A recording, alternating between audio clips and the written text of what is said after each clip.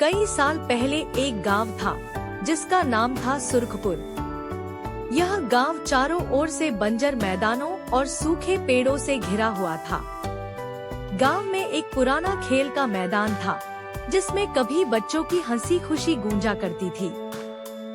लेकिन वर्षों पहले एक दुर्घटना के बाद वह मैदान वीरान हो गया। लोग कहते थे कि वहाँ अब भी किसी बच्चे की आत्मा भटकती है। एक दिन एक शहर से कुछ पर्यटक गांव घूमने आए। उनमें एक युवा लड़की मीरा थी जो रहस्यमय और पुरानी कहानियों में रुचि रखती थी।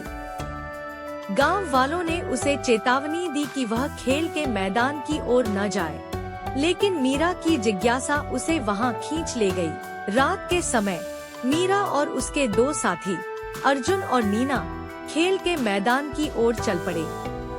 मैदान की घास सूखी और उखड़ी हुई थी। झूले पुराने होकर चरमराने लगे थे। अचानक हवा में एक बच्चों की हंसी सुनाई दी। अर्जुन ने कहा, यहाँ कोई है, लेकिन कोई जवाब नहीं आया। फिर एक गेंद अचानक उनके पास आकर रुकी। मीरा ने झूले पर एक हल्का हिलता हुआ साया देखा। उसकी आंखें बड़ी हो गईं और उसने महसूस किया कि वह अकेली नहीं थी। अर्जुन और नीना ने भी देखा कि एक छोटा बच्चा झूले पर बैठा हुआ उन्हें देख रहा था, लेकिन उसकी आंखें अस्वाभाविक रूप से गहरी थी। कौन हो तुम? नीना ने डरते हुए पूछा। बच्चा धीरे से हंसने लगा और बोला, क्या आप मेरे साथ खेलना चाहते हैं? उसकी आवाज में एक अजीब सी कशिश थी। तभी हवा तेज हो गई और झूले जोर जोर से हिलने लगे। मीरा ने महसूस किया कि उन्हें वहां से तुरंत निकलना होगा। बिना समय गंवाने तीनों ने दौड़ लगाई। मैदान की बाड़ अपने आप बंद हो गई थी, लेकिन मीरा ने अपने साहस को जुटाकर एक पत्थर उठाया और बाड़ की जाली तोड़ दी। किसी तरह सा था। एक पुरानी हवेली हुआ करती थी। गांव वाले कहते थे कि उस हवेली में रात्रि के समय अजीबोगरीब आवाजें आती थी।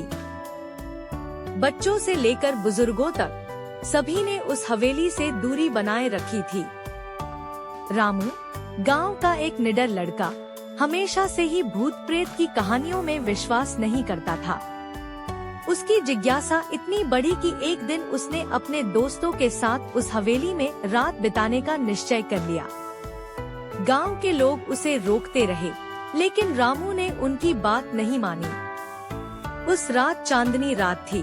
रामू और उसके 4 दोस्त मोहन, सुरेश, अजय और राजू अपने साथ टॉर्च और खाने पीने की चीजें लेकर हवेली में पहुँचे। हवेली का दरवाजा टूट चुका था और उसकी लकड़ियाँ चीख चीख कर उस पुराने समय की कहानियाँ बता रही थी। जैसे ही उन्होंने अंदर कदम रखा, एक ठंडी हवा का झोंका उनके शरीर को कंपा गया। अंदर का माहौल अजीब था, धूल, मकड़ी के जाले और सन्नाटा। लेकिन फिर भी रामू हंसते हुए बोला, देखो, ये सब कहानियाँ बेकार हैं। यहाँ तो कुछ भी नहीं है। सभी दोस्त उसकी बात पर हंस पड़े। पर अचानक एक दरवाजे की चरमराहट सुनाई दी। सुरेश ने झट से अपनी टॉर्च उस ओर घुमाई, लेकिन वहाँ कुछ नहीं था। सबकी धड़कनें तेज हो गई।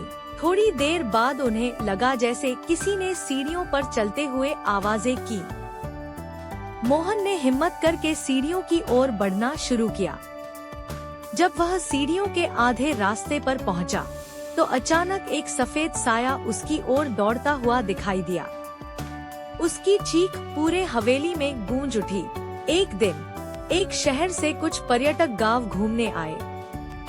उनमें एक युवा लड़की मीरा थी जो रहस्यमय और पुरानी कहानियों में रुचि रखती थी।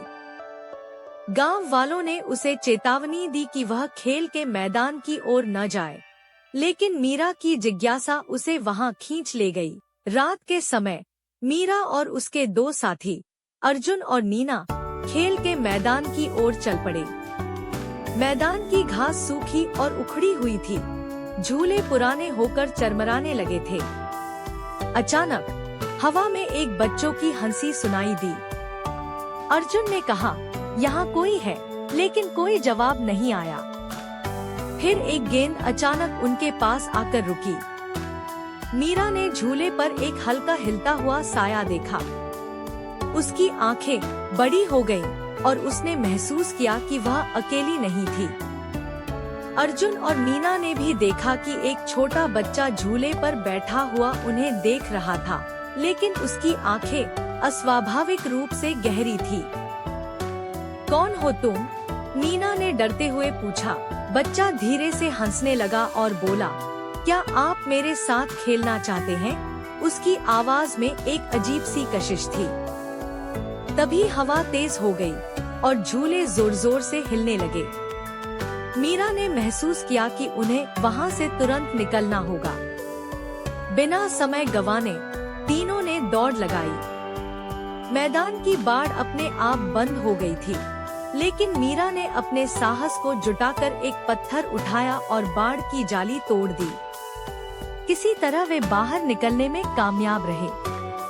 वापस गांव पहुंचने के बाद उन्होंने गांव के बुजुर्ग से सुना कि वह बच्चा एक समय मैदान में खेलते हुए घायल हो गया था और उसे बचाया नहीं जा सका। तब से उसकी आत्मा वहां खेलते हुए देखी जाती है, हर आगंतुक से यह पूछती हुई कि क्या वह उसके साथ खेलना चाहता है। उस घटना के बाद मीरा और उसके दोस्तों ने दोबारा उस